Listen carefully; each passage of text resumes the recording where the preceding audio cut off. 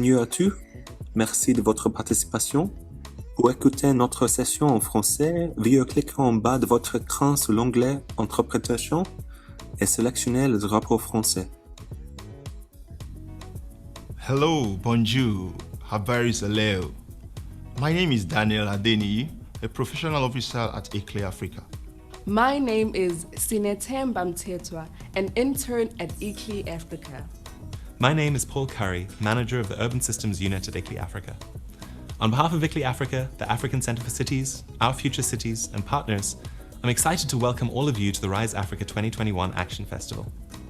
Rise Africa has been growing as a platform of thinkers, doers, and enablers, committed to inspiring action for sustainable cities. Rise Africa is about building active networks across academia, government, private sector, civil society, and the arts. Our entry point is not based on articulating problems followed by proposing solutions, but rather on celebrating our cities as places of innovation and culture, while asking, what more can we do to make them sustainable, inclusive, and vibrant? This festival is hosting 46 sessions from across 16 countries in Africa and the world. Every session aims to share new ideas, showcase ongoing actions, and launch new initiatives by bringing participants together to chart a new route forward. We hope that the festival program will inspire you to commit to one or more specific actions that you or your organization will take on. As this session closes, you will be redirected to a survey in which you can articulate these actions. We will follow up on these committed actions throughout the year and offer resources, connections, and support. In this way, we are testing the idea that events can galvanize actions, and we hope that you will join us in this effort. Beyond the session, there are many ways to take part in the festival. Register for further sessions. Vote for your favorite in the photo competition. Watch a variety of inspiring video provocations. Test your knowledge of African cities from our daily quiz.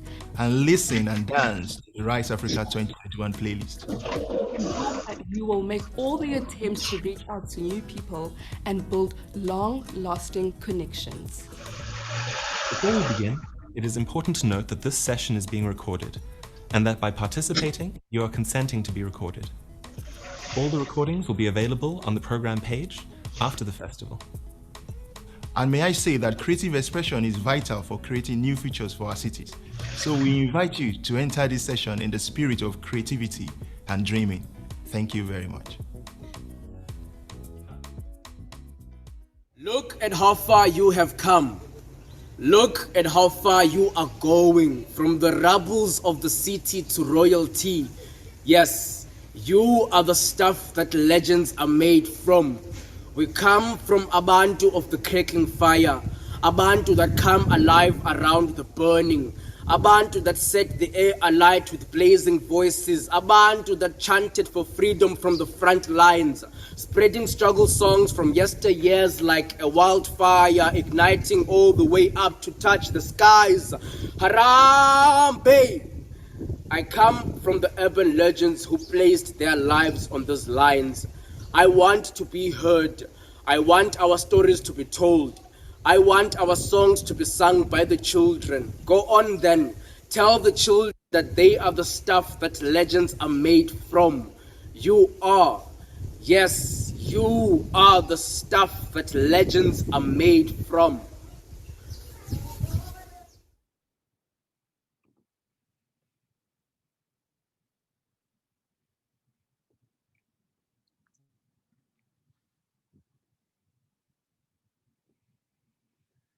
Hello, everyone. I love these poems. I think they are so wonderful as a lead into a session. And that provocation points us and says, it is up to you. We are the ones who are going to drive change. I'm so happy that you are all joining us.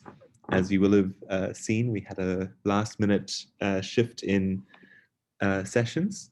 Ellen MacArthur Foundation was going to run a fantastic training session, but unfortunately we had to postpone that. But we thought, given that there are a number of circular economy sessions taking place at the Rise Africa Festival, it would be nice to have one that sort of sets the scene for a few more. And I know tomorrow's on circular dialogues, asking about city needs is going to be fantastic.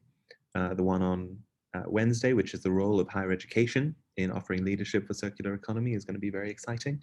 And the one about circular economy in practice, led by Footprints Africa, is going to be excellent, looking at a lot of cases that are going on around the continent. And I see Deborah's in the room with us, so maybe we can have a promo of that. Perhaps just by a show of hands, who is familiar with the concept of circular economy? You can click the reactions button at the bottom of your Zoom screen and raise your hand.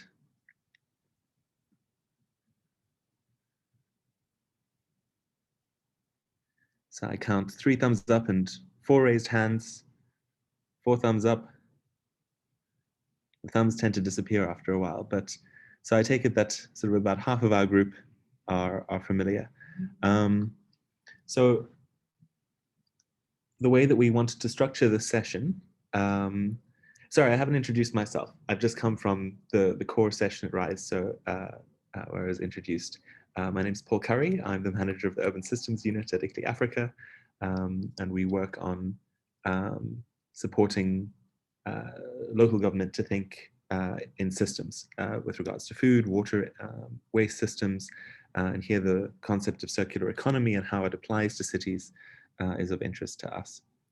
So what we thought is I will give the presentation that I've given a few times, so it may be very familiar to some colleagues on how we are looking at circular economy in African cities. And I don't seem to have it in my, there it is. And then we'll hand over to our colleagues at the African Circular Economy Network, who we have been partnering with in our exploration of circular economy to share some current updates from the network, as well as some of the work going on in Botswana. And then hand over to another colleague in Metabolism of Cities who we're working with, who is developing a very exciting open source training on urban metabolism, which in our work with ICLEI, we framed about describing how the city's resources flow through the city, and circular economy offering strategies to reshape them. So with that said, I'll dive in. Please feel free to throw your hand up and interrupt me. My colleague Drakudu as well can help point out. And then once we've done these 3 presentations, we are opening it for conversation amongst us with a bit of a pointed question about how can we build a community of practice around circular cities. And then that conversation can go for as long as we would like it to. So be it 15 minutes or 40.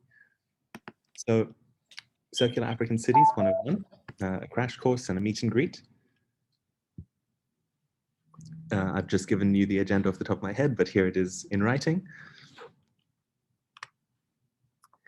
So in defining the circular economy, there are a few ways to look at it. It can either be seen as a system of resource management, which ensures continuous use of materials, goods, energy, and waste, retaining their highest value throughout the life cycle. Or it could be seen as an economic system of closed loops in which raw materials, components, and products retain as much value throughout their life cycle.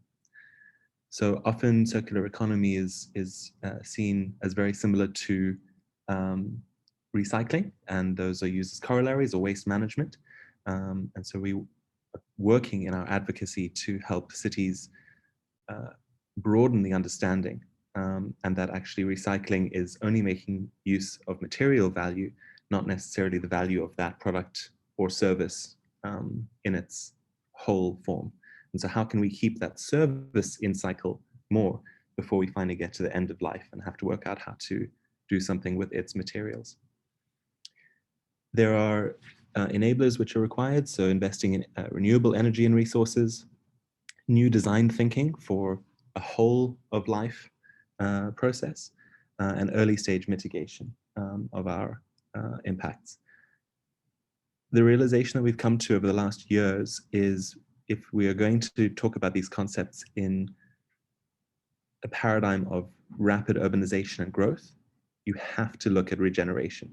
You cannot make use of products that are in cycle when you have more and more need of such products. So ICLEI has recently launched the ICLEI Circulars, and so we have this framework which offers 5 R's to think about the circular economy.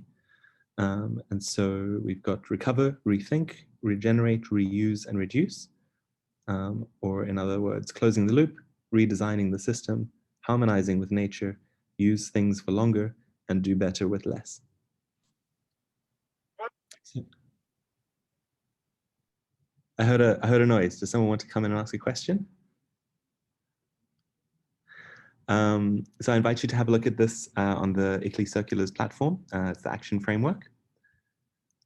But to break this down and look at what this means in practice, in a workshop a while ago, we asked city participants to crowdsource what types of things belonged in the various strategies for circular economy. So regenerating ecosystems can focus on soils, regenerating soils, developing biochar, agroecological practice, which regenerates nature, substituting materials. So here there's a big push for bamboo straws, but also bamboo bicycles, using leaves for food packaging, and then renewable energy as the obvious one for energy. Virtualizing, so we're participating in this right now by being online, but similarly digital services versus physical services, and the need to transport yourself to different places. Restoring, so using intercropping for land, sustainable urban drainage systems, and using traditional ventilation versus air conditioning. And then overall design thinking is important. So designing for quality, not planned obsolescence, and designing along the whole life cycle. So here policies of producer responsibility are very useful for driving this type of thinking. If you hold the producer accountable to what happens to the waste products or the additional products. Some really useful strategies, cascading. So this is where we actually start to go circular. Cascading is about using material again for lower quality work. So if you use 100% cotton clothing, then it's reusable along the value chain in other forms. Water cycling. So here, Cape Town, we're very experienced with having to reuse our shower water to flush toilets or water the garden. Textiles out of pineapples, and post-harvest crops as a source of fibers. Extracting useful material, so coffee grounds to cosmetics, getting gold and copper out of electronics, or getting silver from X-ray film, used X-ray film. Waste to energy we're familiar with, so biogas from organic waste, or looking at chemical energy and wastewater to produce electricity, another form of biogas.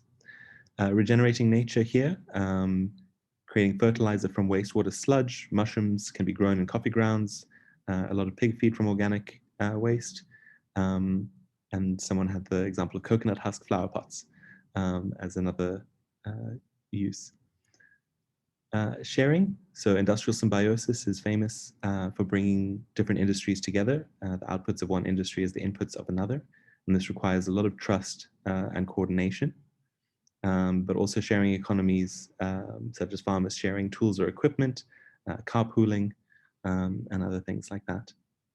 Prolonging the useful life of goods, so in buying quality or investing in quality, repairing shoes and clothes, and challenging an overall replacement culture.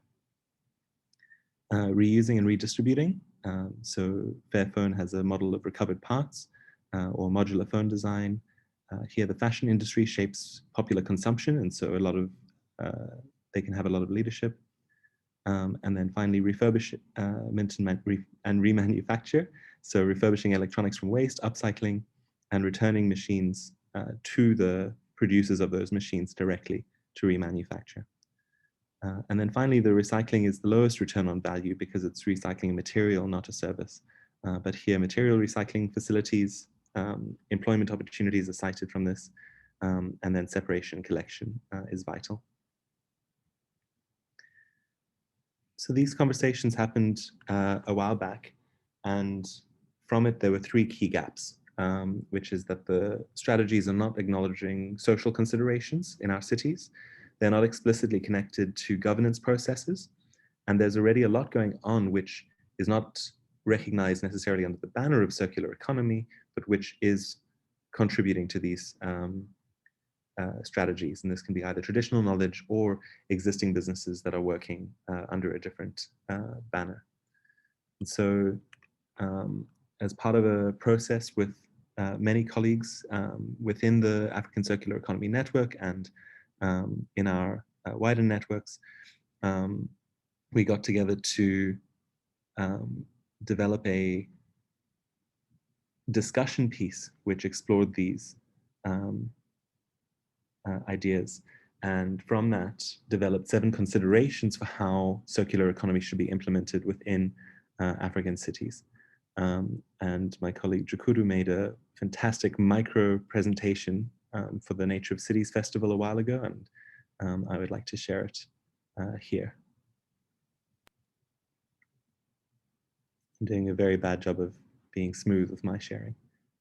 Everyone is talking about circular cities based on the principles of designing out waste and pollution, prolonging the life cycle of products, and regenerating natural systems. But are these appropriate for African cities? ICLEI Africa and the African Circular Economy Network developed 7 key considerations to achieve circular African cities. We must encourage collaboration and appreciative co-learning. We must link circular strategies and service delivery mandates to reduce poverty and improve economic participation. We must adopt a social justice framework to implement social economy principles.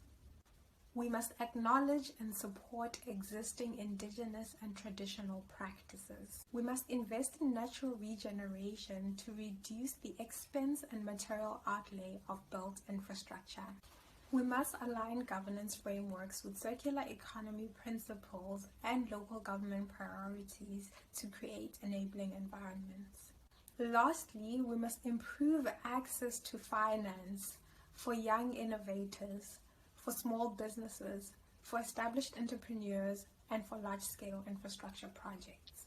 Through a just circular transition, we can achieve circular African cities.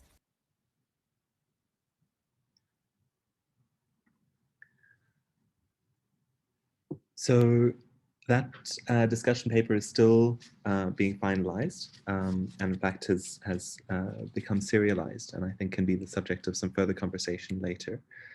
I'd like to open if there are any clarification questions or ideas that people would like to add.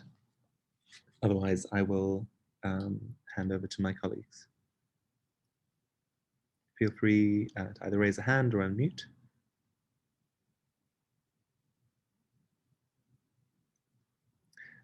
I see, Linda, you said you had trouble hearing the presentation. This video is available on our website. I'll track down the link in a moment.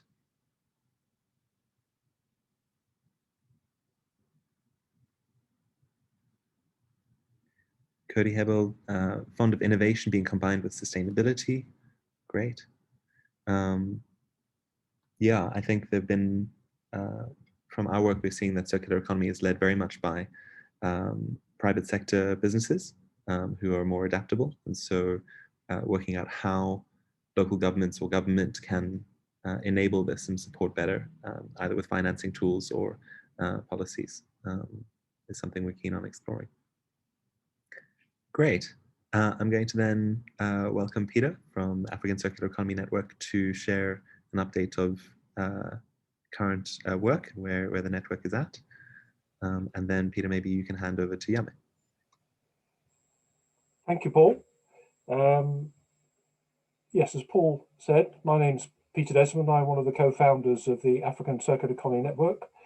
And thank you, Paul, for your crash course on the circular economy, and also for the time we spent together in collaboration with you and your team on the circular economy in Africa. And I think that really shows that we're walking the talk as well as talking the talk about principles. So I would like to share my screen and show you a brief series of highlights of the work that we're currently doing.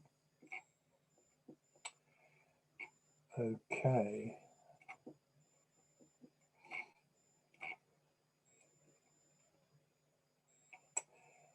Okay, I will endeavour to do that.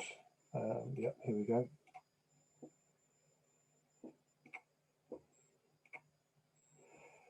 So that's our website address. We have been established 5 years now. July 2016 is when we got going. We thought that it was a good idea to set this up because the circular economy practitioners that came together at that time thought there was something for Africa here, and actually it's not one direction. But studying Cape Town, strong showing. We're talking about sharing and how what Africa has to share with the rest of the world about the circular economy. And yeah, so Paul's given us the crash course, and we often look at the Ellen MacArthur Foundation's key principles for the circular economy, as Paul has laid out. And I'm not going to dwell on this particularly because I think my role today is to give you an idea of how the circular economy is emerging in Africa. And one of our country representatives, Yame, from Botswana, will be giving you some indications of how circular economy is being implemented in Botswana with in the context of sustainable cities for Africa. So the what we're looking to do as a network is to really to find, as Jakudu was talking about in that micro presentation, to provide some development, an approach to development that is inclusive and aims at generating well-being and regenerates environmental resources rather than takes away from the nature. So we are basically a network of networks. We are a non-profit company registered in South Africa, and what we're looking to do is share our knowledge from Africa with the rest of the world, particularly our connections with Europe and vice versa. And in essence, we are we're broken into country chapters, and there are roughly 30 of those, and we have 100 country representatives in these chapters, of which Yame is one of them. We're also connected to a variety of international and African circular economy networks, such as the African Circular Economy Alliance, which I will touch on very shortly.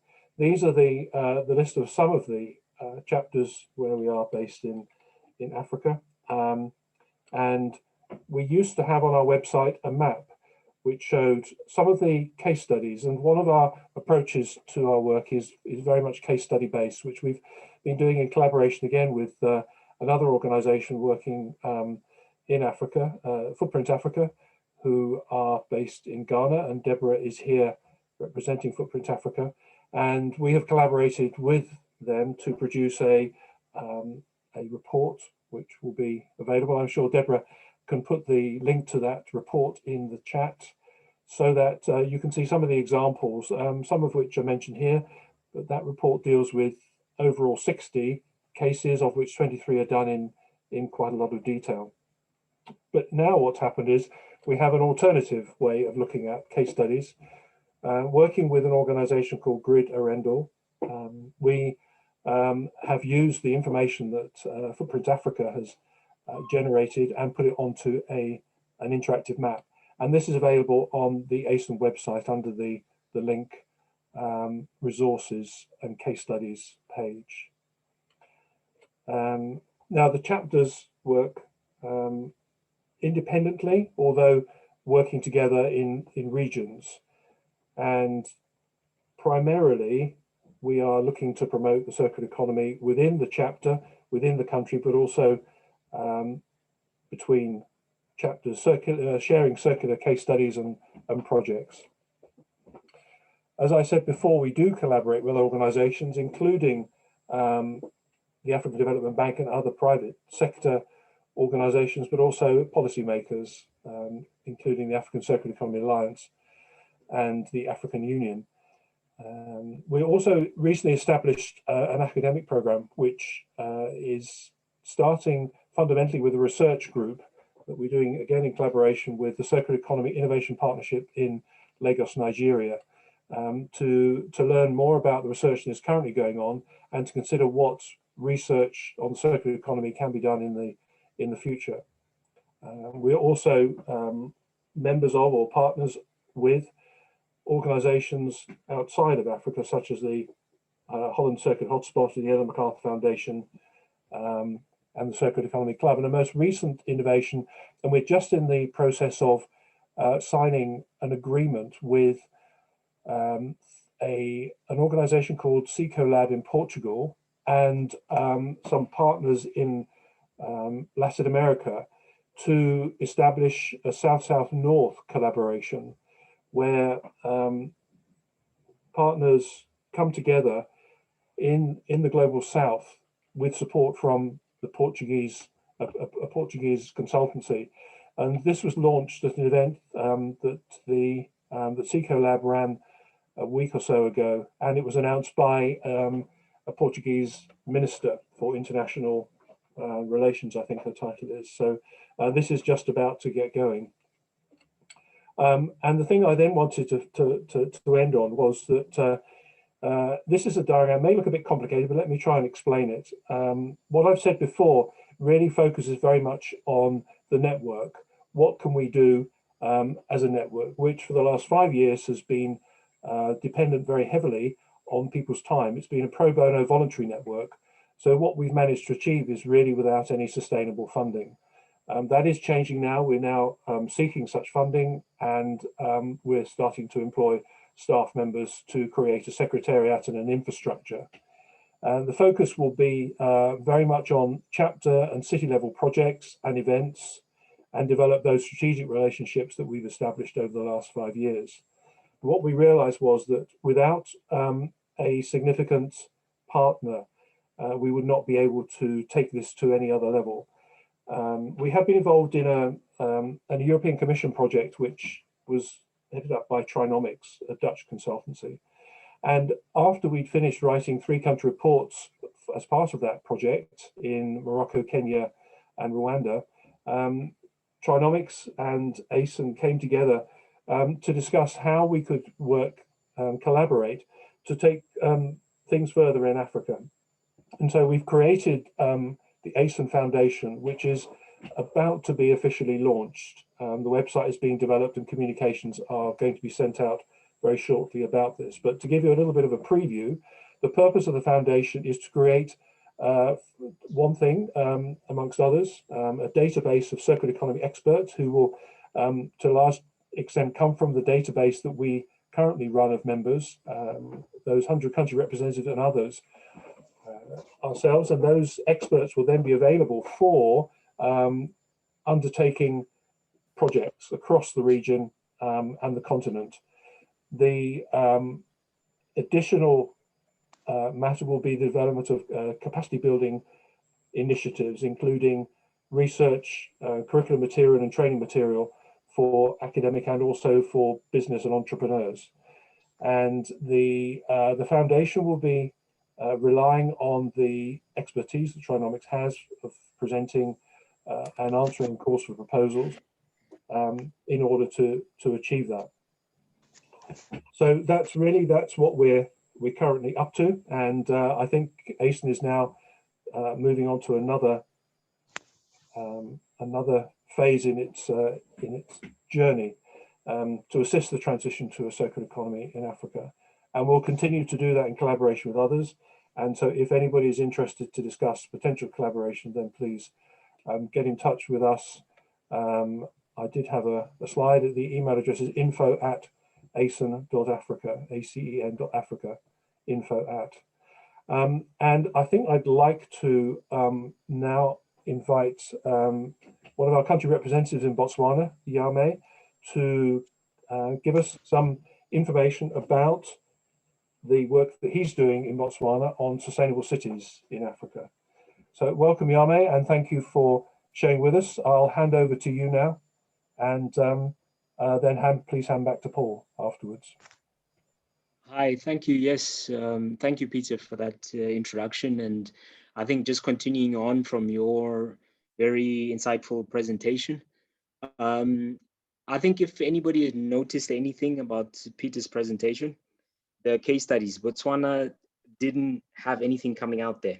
I'll get to that in a moment, just after introducing myself. Basically, what has been happening here from a Botswana perspective, in terms of what I've been doing up to, I'm the founder of an entity called Sustainable Cities Africa.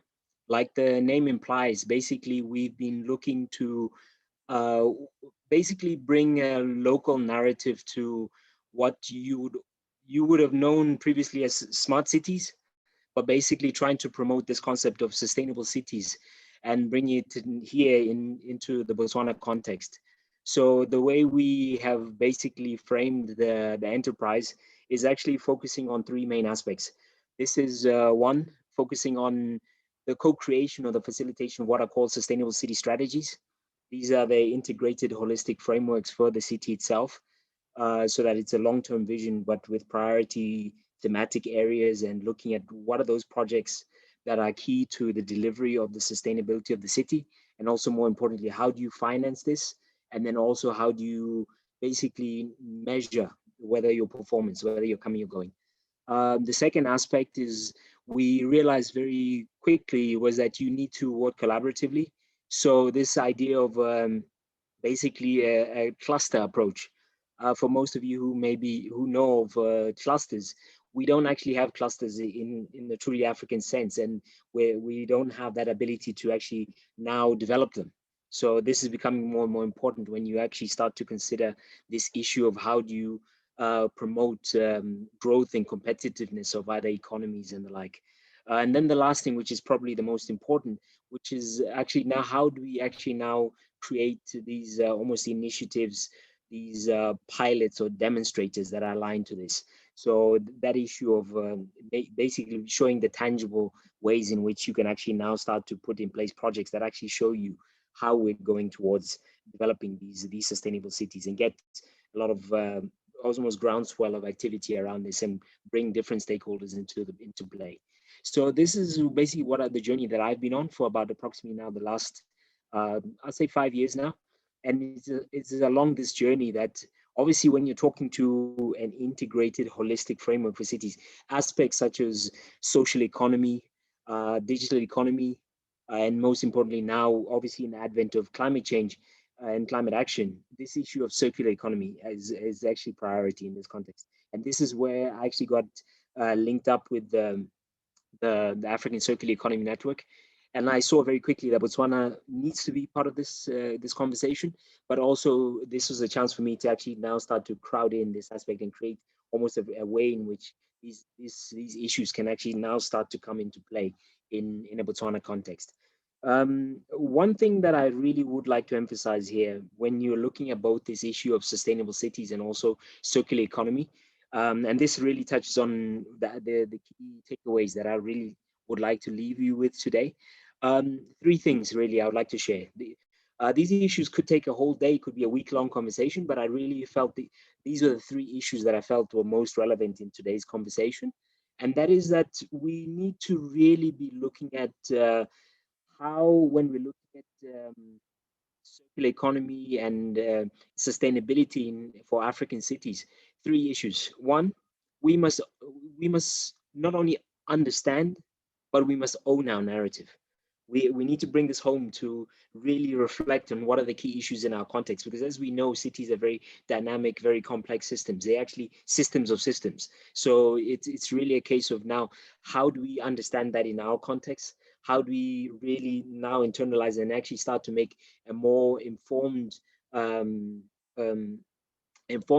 informed conversations about exactly what we want to see happening in our context. But that issue of owning our narrative is very critical. I think is also re-emphasized recently. The president of South Africa, funny enough, just on Africa Day, he was actually highlighting the issue of how things about us must involve us. So that's really what I really would like to share with you there. The second thing, when you look at that about owning your narrative, is that it's one thing to say you have a narrative, but also do you actually have competence and capability in actually doing anything about taking yourself forward? So these issues around circular economy, for example, how do we start to actually capacitate ourselves to actually do anything about them? So do you really have not only the skills, do you have the capacity and the capabilities? And I think Peter's done a very wonderful job actually showing how the African Circular Economy Network is trying to promote this, not only EU or European and with African, but what is starting to permeate now and start to come to the fore is now we're starting to have this cross-pollination through these communities of practice. So even somebody like myself who maybe is coming from the aspect of sustainable cities, how do you actually now start to have this almost I'd say osmosis, start to now understand better what are the critical issues and actually this ability to learn more about what are the issues around circular economy, but now bring it into the conversation of or that you're having elsewhere around, for example, sustainable cities. So that issue of actually now capacitating yourself, and this is where a lot of work is ongoing at the moment. I think Peter's touched on not only the African Circular Economy Network and what it's trying to achieve, but the linkages that are being formulated there. But you'll also start to see this African Circular Economy Research Group that is actually now taking off. This is a way in which practitioners can actually share knowledge. So you can actually not only learn quicker, but as they say with enterprises or entrepreneurship, fail forward quicker, which speaks to now driving this thing. So you actually come to the fore. And this brings up to a very important point, which is actually my last point, which is that you need to actually really become cognizant of the fact that you must really now start to see, it's one thing to have specialized knowledge, but it's what you do with that specialized knowledge that's critical. So I think what this issue is really talking to is actually the current situation that we're in with the COVID itself. There's a lot of trauma and tragedy around this issue of COVID. But if there is one silver lining, and this is the real true silver lining of COVID itself, if you can even say there is a silver lining, but you must really look positively at this, is that COVID has really exposed the issues at the heart of what was.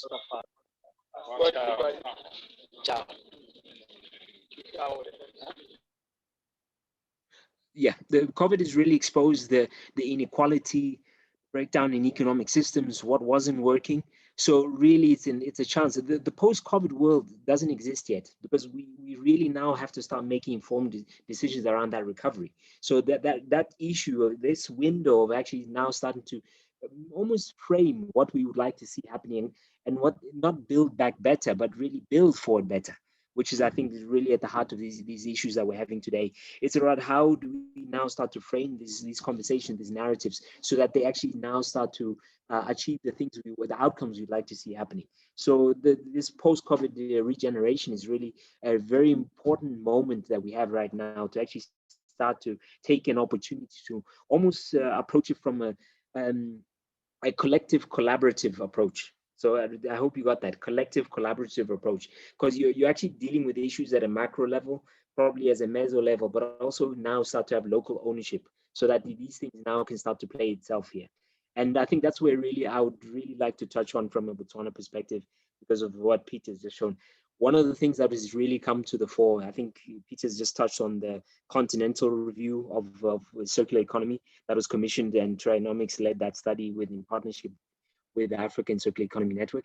But there's also issue around the discussion paper that Paul has actually just mentioned around circularity in African cities. So it's about now, how do we now start to build those partnerships at a local level, so that at the local level, we can actually start to inculcate this into not only the dialogues, but also in terms of the economic recovery and growth that we'd like to see happening, so that we build forward better and we change our habits and the way our norms and our behaviors move forward in relation to our spaces. Because I think a lot of us have seen African cities were never built with people in mind. They were you actually, that's, you can see that from the informality that's actually in the issues around inequality and justice, and a lot of issues around the poverty and the squalor that you see, but also the decay. It's sprawling, and this is leading to huge resource gaps and challenges. And it's really now a chance to start to address this from a regenerative perspective. So I think Those are the three main issues: ownership of narrative, actually capacitating ourselves to actually do something, and lastly, going in a partnership approach. Yeah. So thank you for that. Thanks, Yame. I think those are great provocations. I'm in the festival, every time I hear the word do, I want to cheer a bit. And so how do we build our competence and capability to do things? And I think that asking those questions and not getting paralyzed by kind of the scope of what we have to do, but what are the individuals doing? And I think what's been wonderful about the journey that we've had with our colleagues in reflecting on circular economy is seeing there's so many different ways in which people arrive at circular economy as an approach. So I'm feeling bashful and like I was a bit rude by not inviting everyone to introduce themselves, but I'm going to ask for some forbearance for one more presentation, which I'm very excited to hear from. And then we're going to request all of you to come into the room, turn on videos and share some of your perspectives, questions, comments, thoughts. So Paul, be welcome and look forward to hearing from you. Great, thank you very much, Paul. Hi, everybody. My name is Paul Hoekman and I'm a co-founder of Metabolism of Cities. And in this presentation, I'll introduce you to a project we're working on at the moment with a number of partners, which is an online open course on data in urban metabolism and specifically aiming at African cities. I'll now try to share my screen. I'll just need permission from the host and then I'll do so. Please proceed. Okay, thank you very much. So we have been working on this topic of urban metabolism for a while, and I'm not sure if everybody's familiar with it. So I'll start with a quick highlight of what that is and how that links to circular economy. 1 second to just share my screen here. Okay, you should now see my screen. So urban metabolism speaks to a number of methodologies. It's a metaphor that tries to work around studying physical material flows and energy flows in and out and within cities in an attempt to better understand and unpack urban sustainability. And the idea behind this is that nearly all of the environmental problems that we have, they can be traced back to the extraction, the transportation, the transformation, the consumption, the disposal of physical materials and of energy. And by applying this kind of lens to cities, we can therefore get a better understanding of the urban sustainability. And this is very much grounded in industrial ecology, a certain approach that takes very much a system perspective to studying complex areas like cities. So we really look at the whole, not just at a particular flow or just a particular type of material. And we look at the city as a complex system that is very interconnected. And when you look at materials and material flows, mass can never come from anywhere or just disappear. So you can apply mass balancing principles or energy balancing principles to figure out whether or not you have gaps in at least in your data and later in your understanding. And this underpins or should underpin ideally circular thinking, we believe, because with the surgence of circular economy concepts, we see a lot of ideas and methodologies that sometimes take a limited approach. And we've seen from Paul Curry about how broadening the idea of what circular economy is quite important. And we think that getting a very rigorous scientific methodology that helps you really understand whether or not your interventions are a net positive is very important. And urban metabolism concepts can bring that to circular economy thinking. So in urban metabolism, we have a number of different material accounting methods, and they vary in scope and the kind of systems that they try to unpack. And I mean, they could include anything from food to water to energy to fossil fuels and electronics, or everything at the same time. But the concept is always the same, that you try to get a lot of data in one place so that you can understand what goes in, what happens within, and what goes out. And that can then really provide a very solid understanding, depending on your data, of what happens with the resources in your city. Now, if we look at case studies done throughout the world, you can see here that most of the academic work really has taken place in the global north. And with a huge shortage of studies and work in the global south, we believe that it's really paramount to try and address this shortage. And something that we've done recently is to develop some material and education projects that specifically initially targeted Latin American cities. And that's now also why we're trying to focus our next project on African cities. And so that brings us to the Metabolism of Cities platform. So we are a non-profit collective.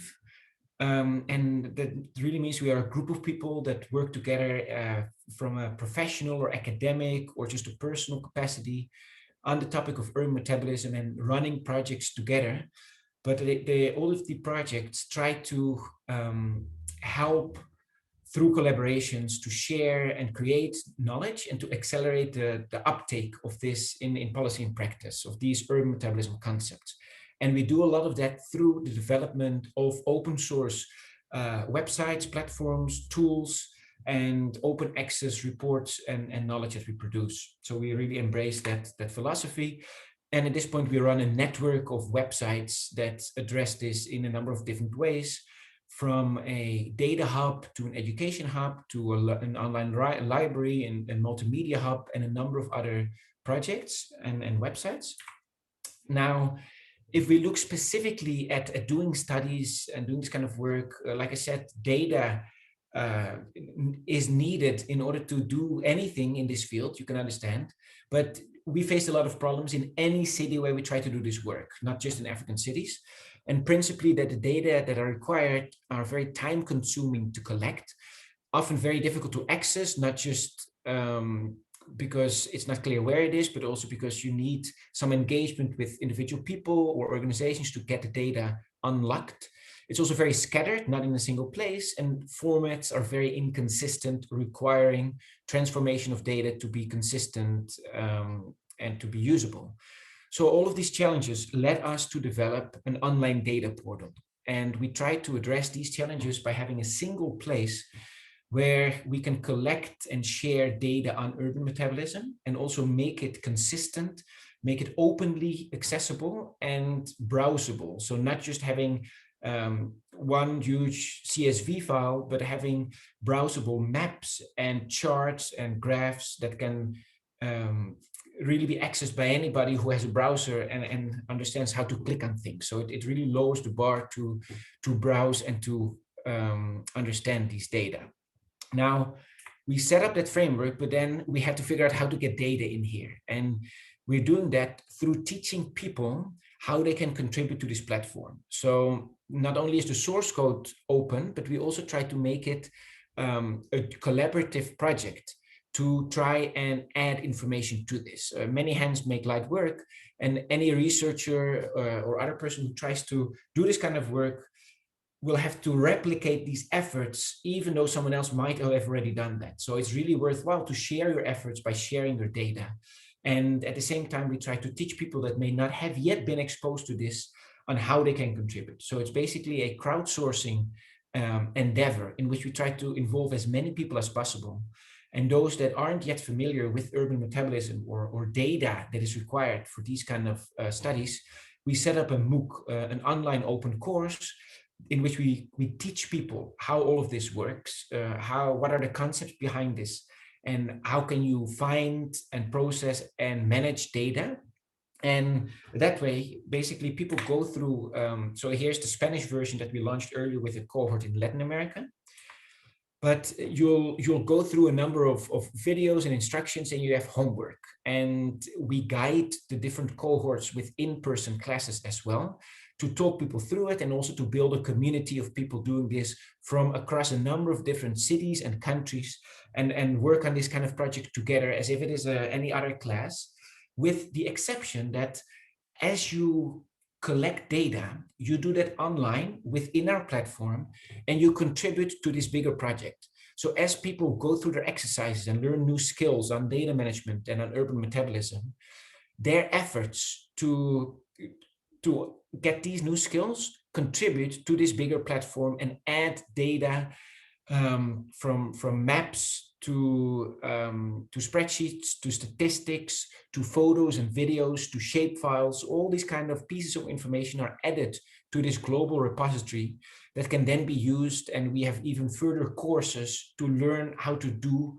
run analyses and apply methodologies to these kind of data sets and information that's been collected.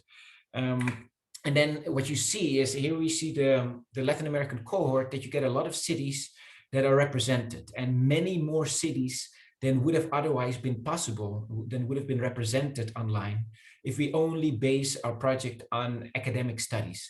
So we really try to unlock this interest and energy that exists throughout the world and in many cities. And despite lacking academic work, we really try to bring people together and work together on putting their city on the map and making it easy for local practitioners and policymakers to use well-sourced data and for citizens to browse and understand what's happening. So I invite you to browse the website and see what's there. We develop these data dashboards that are then put together by just having these bits and pieces of information uploaded, and then create this quite neatly organized online portal where people can go to if they want information on a certain city, and where the data is then visualized and easily browsable and downloadable by anybody else. So all of this work has encouraged us to try to apply the same course to African cities. And we're currently working together with a set of partners that you can see here to roll out a course in the last quarter of this year, where we invite people from any African city to learn these data management and data processing and urban metabolism skills while putting their own city on the map. And we do that with partners because we also want to create local content, and we want to create guidance. So we want to have people be able to connect to these online sessions. And the course, there are 3 courses, but each course runs for 10 weeks, and in which we have weekly sessions, and people just get together and talk about their challenges and how to build this data portal together.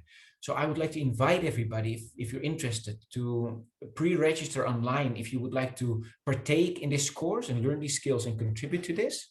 But also, if your organization might be interested in helping run and encourage local cohorts to take place, to put your city on the map, or if your organization in one way or another would like to contribute to this project. So please get in touch with us. We're really keen. And that's it. Email is over here, and please check the website and for more information. Thank you.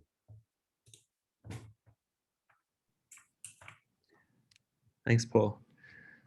So great. We've spent 53 minutes downloading some really nice reflections, I hope, and some provocations. And now I'd like to hand over to those in the room to join us. Please be welcome to turn on videos. The way we thought to structure our conversation would be by reflecting that we have a potential bias in this room, that cities are vital for transforming Africa, and that the combination of cities and circular economy is an important one to explore. So I invite anyone to add comment to what's been heard, but also to reflect on the question of, if you were to join a community of practice in circular economy, what value should it add for you? We have monthly meetings with our partners every 3rd Thursday, and we are looking for ways to grow and reach further expertise and draw more people into that community.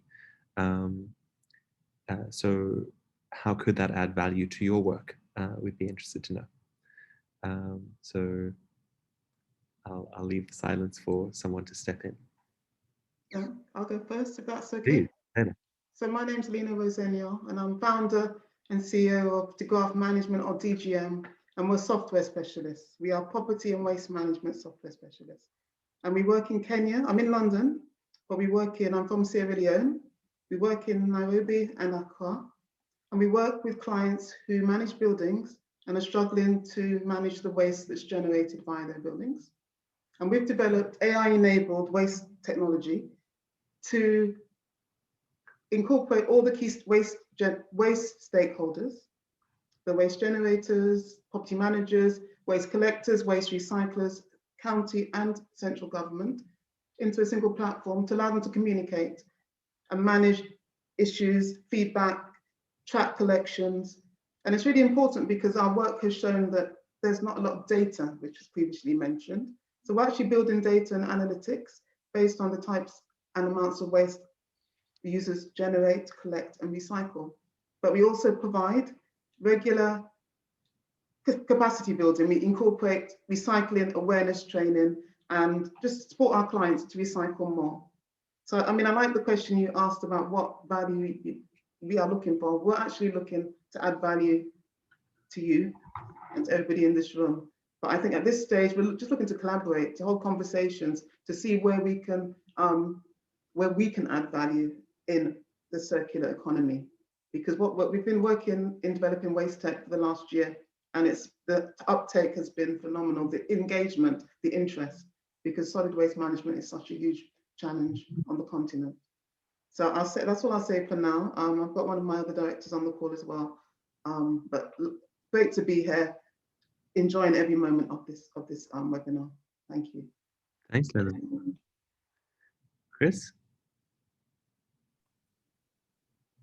Yeah, hi everyone. Firstly, my apologies for arriving late. I was on a 2-hour call investigating recycling nappies and what to do with nappies. So that was a real shit conversation that went on for far too long. Regardless, there are solutions in everything. It couldn't be helped. I want to raise a couple of things, and I think I'm preaching to the converted here first and foremost in terms of the fact that Africa is the home of circularity, possibly out of need as opposed to desire. We have used things a lot more in Africa, whether it's food or whether it's a bicycle or an old shirt or systems and resources around lifts. So I'm not going to preach to the converted. I just want to raise something else that Peter put up there. He mentioned that we have put together and are about to launch the Africa Foundation, and it's really based around a lot of the work that we did with the European Union through the different African countries, and understanding the issues and the great opportunities that we are faced with in terms of developing circular economies. And I think if COVID and the pandemic have anything positive to come out of it, I think what it has done is focus people's ideas and concepts that the global supply chains are broken. We need to look at developing differently. We need to look at being more responsible. And what's really come out of that very strongly is that the European Union, through our partners with Trinomics, they've also shown that there's a huge push and a huge drive to understanding circularity and partnerships in Africa. And we need to link into that. We need to embrace that. And it's largely around the fact that Europe is under massive restrictions in terms of what they're able to do in future, in terms of manufacturing and product development. It no longer makes sense to export iron ore from the middle of Africa into Europe. First and foremost, it's got to get there. Secondly, it's the cost of getting there and the carbon footprint of getting there. Then the restrictions in terms of working in Europe with regards to the processing and manufacturing of that, and then what they do with the waste. So there's a big push to developing Africa. And what we have seen with our work with all of our different partners is the simple fact that there's already been focus on Europe within Africa, and a lot of money has disappeared with no positive output. And it comes back to understanding that we need to look at African solutions by Africans for Africa. We cannot take a Eurocentric approach towards developing a circular economy traction, but the opportunity is to see that the way that the world has changed and how we can tie into that and develop those linkages and embrace the changes to make a massive difference for Africa. And that's what we're all here for. It's about those partnerships. It's about spreading that information. It's about working together. There's a lot of work that needs to be done. You, I, Peter, Paul, nobody can do it individually. We need to work as teams and we need to work together. So always great to have these collaborations. Thanks, Chris.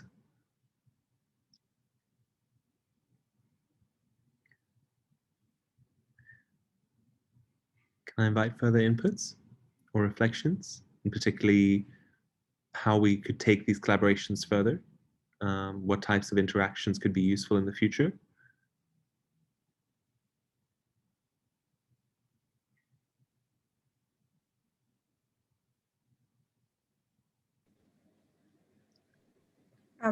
I don't mind coming in at the moment. I haven't yet reflected on the question that you've asked, Paul, but I think for me, what I'd like to highlight is something that's seemingly a thread in this discussion, and also something that Yame pointed out very clearly, which was that our cities are not built for, we're not built for Africans, and that we must develop our own narratives. And I think that's very important because we're seeing a lot of innovation from across the continent. I think for me, having gone through this process of supporting the curation of Rise Africa, what I've seen is there's definitely a lot of innovation from across the continent that we can tie into. And it's about seeing, like Chris has said, what the opportunities are for African cities to start to turn their initiatives into circular, to embed circularity in their initiatives. So yeah, I think there's a lot that's happening around the continent that definitely needs to be tied together and amplified. Deborah, I see you on mute, so I hope I don't have to shamelessly plug your great session, but you should. Hi, okay, so hi everyone, hi Paul, and it's great to be here. I think Peter has already said something about our session and about our work that we have been doing. So just to say that with all these interesting initiatives that are going on across the continent, we want to put them together. That's Footprint Africa. We want to put them together and to share all of these initiatives so that people can see the great work that is going on, and we can celebrate, as Paul put it earlier, we can celebrate what the continent is doing. So, okay, I guess I skipped my introduction part. So I am Deborah Nate, and I'm with Footprint Africa as research analyst. And at Footprint, we are trying to bring together the circular economy work on the continent to give the platform to these initiatives and to showcase that circular economy it's possible, and it is not any foreign concepts being brought down to the continent, but it's something we've already been doing. But how do we do it better? And how do we bring more people on board so that we are not being deceived by the concept of trying to look more foreign or trying to look more rich? I may not want to go into that. So that is what we are doing with Footprint. So we are creating a database of case studies on the continent. And we launched a report earlier on in the year, which mapped out some of these initiatives, like Paul mentioned, and I shared the report in the chat. I could share it again. We also have a geolocated map of these initiatives with Great Arundel, so you can see where these cases are located on the continent, and that's something you can also look at too. So I'd like to invite all of us to our session on Thursday, because I heard, I think Lena spoke about an interesting initiative, and then Yame. So people like this, please join us on Thursday while we discuss what circular economy means in Africa and how we can improve the concept, or how we can draw more people onto the concept. And we'll be collecting cases from across the continent. So if you know of any circular economy cases, most of these cases are local and we are not able to reach out to them on the internet. So if you know of them, kindly join us on Thursday while we dissect and bisect into the topic. It's nice to meet you. Thanks, Peter and everyone. Thanks, Deborah.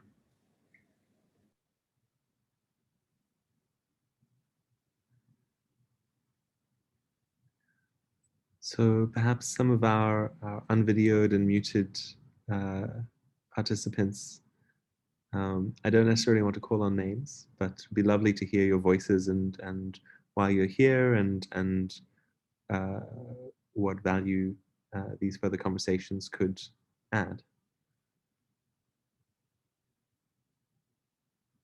So welcome Juanita, Lamin, Trisha, Tristan, Dylan, Jabrilla, Funke, Georgios, Cody, Linda.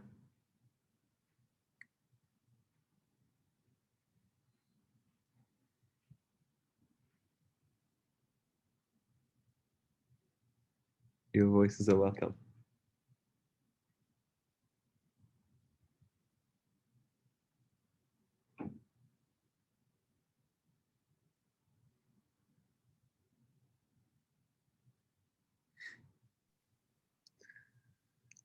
The wonderful thing about this, pick out names, put them on the spot. I was doing it a bit more gently. Nick Piccini has unmuted. Hello to everybody. Hi. Perhaps that was unfair if you just arrived in the room. Benefit of doing this in person is that I get to stare people down and see if people are engaged. I'm going to follow the energy in the room. So the space is here as a meet and greet for you to share. And as Lena did, I'd be very interested in following up with some questions, but we won't have to stay on for the whole time. It's just if there's value in speaking together, then we always welcome that. Cody, you threw a question into chat. What are some challenges that are faced when implementing these ideas? If I were to say right off the top of my head, our challenge with circular economy as a systems tool or a holistic tool is that most people are still associating it very much with how to take what's at the end of life and bring it back into the system. And so trying to broaden people's understanding of circular economy to include design thinking, to really think of how you can set up systems right at the beginning that are going to pay attention all along the value chain.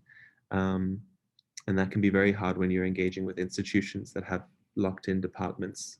So for example, a city having a waste management department, that's usually our entry point for a circular economy, because that politically aligns the best if the mayor would direct us there. So trying to encourage cities to have entry points in agriculture, drawing in people in charge of water, looking at spatial planning, how you design the whole city to think about circular principles and what that can offer to those different sectors is something we think is important. But those are just mine from a local government perspective. I don't know if someone might want to remark on implementing challenges. I think to quote Yame, I think your competence and capability, do we have all the tools that we need at our disposal? And are we supported, as you said, to fail forward? I think it's a really good point. We are very risk averse in how we proceed. So creating systems that allow you to experiment. Yes, I'd just like to maybe just carry on from that last point that you made. I think really at the end of the day, we're already experiencing it. It's this gradual process, because it's maybe still nascent, but at the same time, you need to really try and not really accelerate, but trying to get this understanding embedded into the way I'll say the communities in the urban space are actually interacting with this information. So yes, it's important to come through where the politically the ownership is, which is the waste department. But what you're actually touching upon really at the end of the day is when you're talking to a systemic tool or change, like you're addressing, what's actually not happening in an African context, and I think that's what we're all trying to do here, is that we're not looking at it from an ecosystem perspective. So there are actually other players outside of government who come in relation to working with the government machinery. So this may be industry bodies, the academics, the you find or is circular economy is really driven from an informal sector perspective, because people are trying to just address the challenge that they're facing and they're seeing economic benefit. The SMMEs, which are innovating, because that's bringing in the social and the for-profit entrepreneurship opportunity that they see. They're leveraging this to effect change. So there are a lot of different players. And so again, coming back to the issue of African cities are not designed with people in mind, is that we are very much government-led, and I'd say not almost commodity-based economies and based on extractive industry. So we're actually consumers of finished products. So when you think that the circular economy is about effecting this transformation in the production process, we're actually buying finished products from elsewhere. So we're never in control of the production itself. So we're almost after the fact. So, and then the cities themselves, if government is leading, this is actually not enabling other actors to come on board. So in Europe, they're doing a very wonderful approach to actually now working with the urban ecosystem. So they're creating pathways through program. I think Urban Act, I think ICLEI is doing a lot of other work in this space, but you find that it's almost at an ecosystem level where government's actually enabling, because they say we don't have the capacity, but we're enabling other actors to come into play and bring their thinking and their change into this space. And that's how what do you call it, evidence informed. The evidence is starting to gather to effect policy change a lot quicker.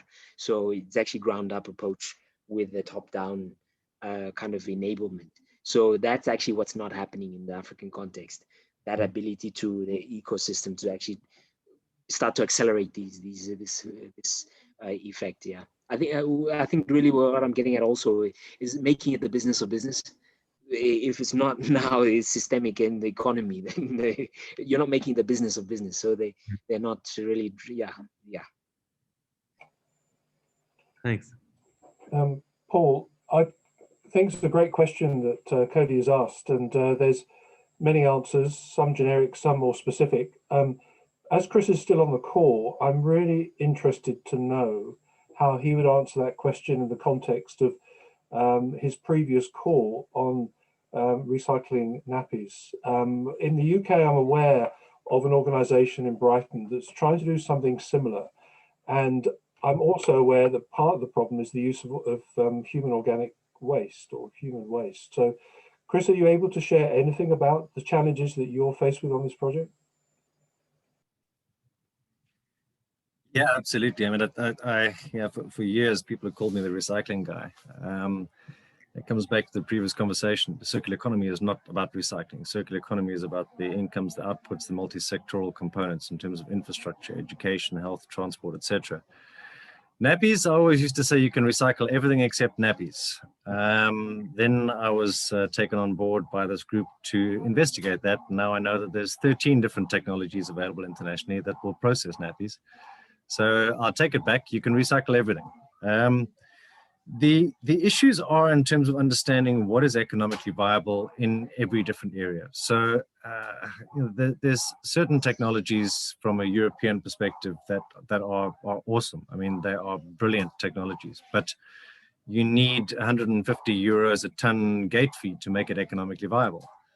That's not going to happen in Africa. So there's other systems that look at just making the problem go away. So there's small scale incineration systems, which again takes no value out of the product. So there again, we're looking at Africanizing that solution. And I'm working with engineers now in Malaysia and the UK to design and develop an axial turbine system which will harvest that heat. Sorry about the dogs next door are having a fight. So we're now looking at converting those into miniature power plants, which again is taking a solution that worked somewhere else and convert it into a technology application that'll work locally. But the reality is when you try and take something like nappies, there are 4 different components. You have super absorbent polymers, you have a fiber or a fluff, and you have plastic. Those can be separated, and there's several technologies, no waste, superfates, and others that will do that. but now you end up with a product that you need to find a market for. So again, it comes with more problems and more complications. So what is good for the goose is not always good for the gander in terms of application of any technology into any specific application.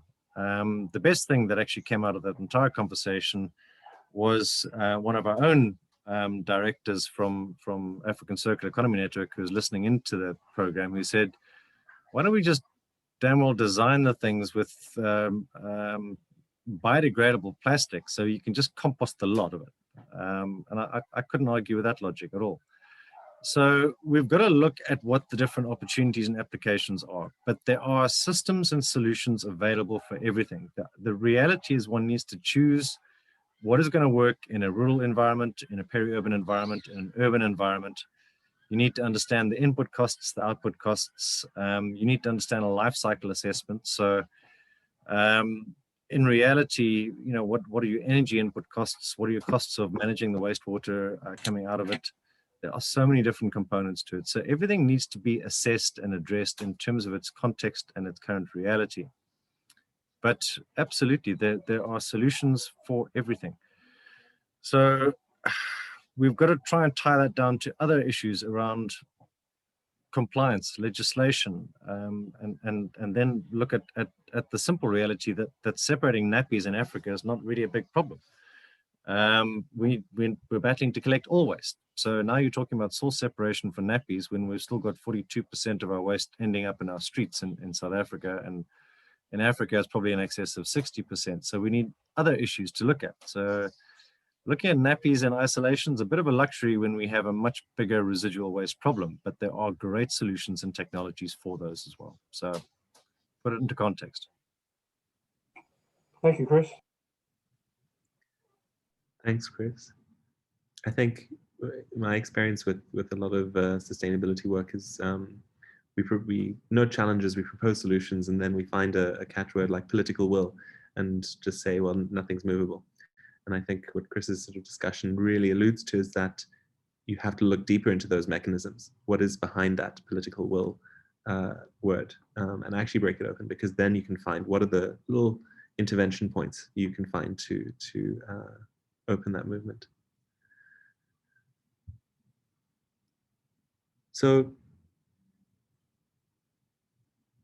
I want to return to the question of how could these types of interactions add value to you if we were to, for example, extend an invite to join a community of practice on circular cities, circular African cities.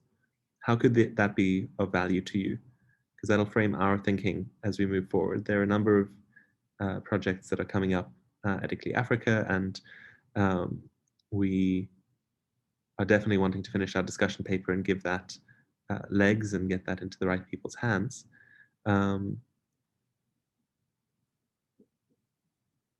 But I think we want a deeper sense of how a community of practice can add value to the work that's already going on.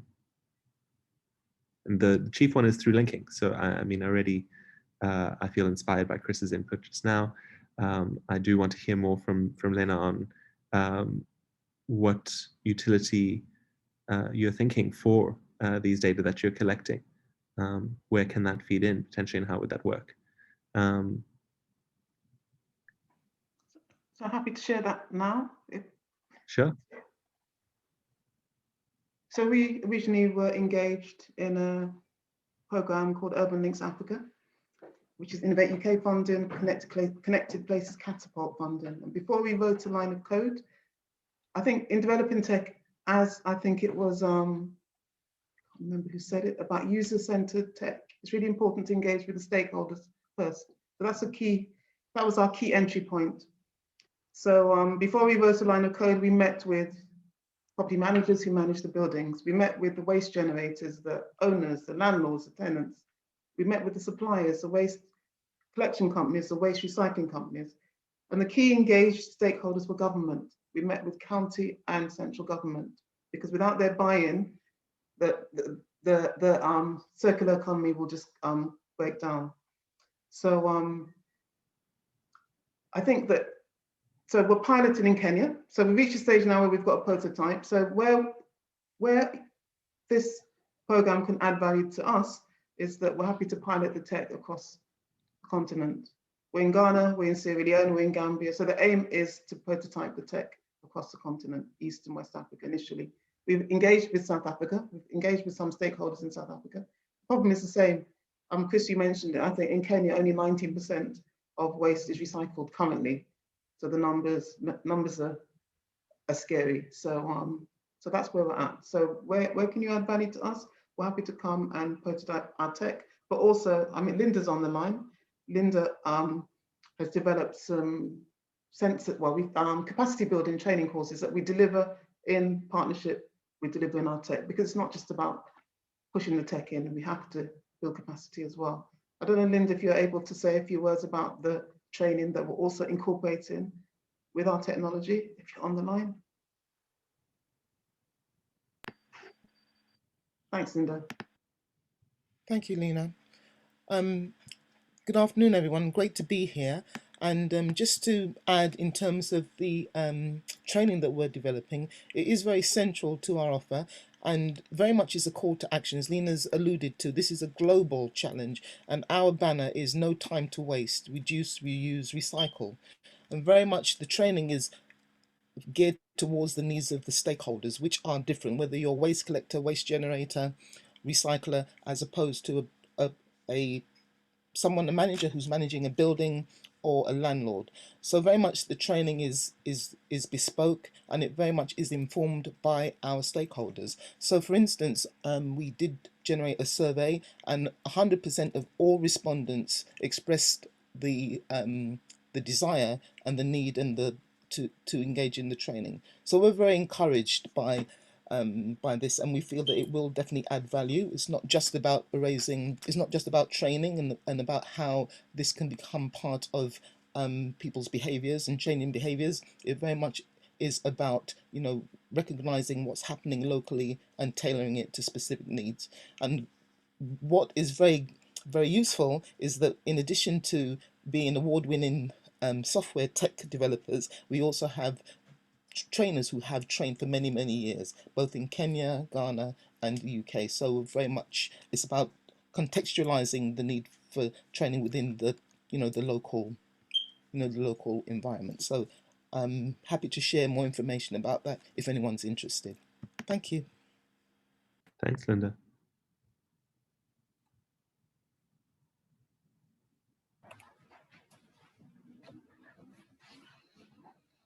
Chris, I see you unmuted. Yeah, Paul, I just want to pick up on one of the being attacked by Durban, by one of the comments in terms of the uptake of technology. The issues are problematic. If you look at what's happening in the UK as a prime example, so I mean they're being raked over the coals at the moment because we're finding thousands of tons of British plastic waste in Turkey, and the reality in terms of what they've been developing with regards to technological applications is not realistic. And we need to understand again where we are in that spectrum. So in the UK, there are very different applications with regards to looking at waste to energy, which would work in a UK environment, which are massive scale waste to energy systems. But then they have bigger problems with regards to certification compliance legislation. Yet, if you look at Africa, there are bigger opportunities. So one of the issues we're looking at in terms of waste to energy is the problem of dealing with a lot of our peers in the circular economy sphere, is that they're saying, but waste to energy is not circular. No, it's not, but it's a solution. And it's an opportunity to make sure that we don't get stuck in never decision land because we're not able to move forward because something's not 100% perfect. And Africa is a prime example. We are stuck in a continent where 650 million people don't have access to electricity. We are pushing the achievement of the Sustainable Development Goals down everyone's throats, which is basically not achievable without energy. Energy is a critical input to all of those things. And yet we're drowning in plastic waste and we're drowning in other waste streams. And there are massive opportunities in terms of small scale, locally developed technologies that can look at microgrid application with energy Again, because we're going to move out of that mindset that we're going to create another Europe or even South Africa in terms of the transmission grid complex, which we can't afford to put in. A, it doesn't make sense. It's inefficient. B, it's expensive. And C, it just about destroys everything in terms of ecology and visibility on with that sort of level of installation. But microgrids are a perfect application, and Africa, it absolutely makes sense. So where we're starting to look at issues around food waste in Africa is not largely about the fact that we don't eat it. The problem is that we look at our excesses that lie in the fields because we can't find a market for it because all the crops ripen at the same time. But yet agri-processing would provide a solution to that, for which you need energy. So I think we've got to try and make sure that we also don't get too academic about circular economy. I know that I have a lot of my friends who will be kicking me in the shins under the table because of that. But we've got to look at taking steps, and there are great steps to be taken, and there are great opportunities and technologies. And I think Africa is a great training ground for a lot of these, where the need is biggest. So we've got to look at making sure that we take a balanced view of what is realistic and what is achievable versus what our needs and desires are as well.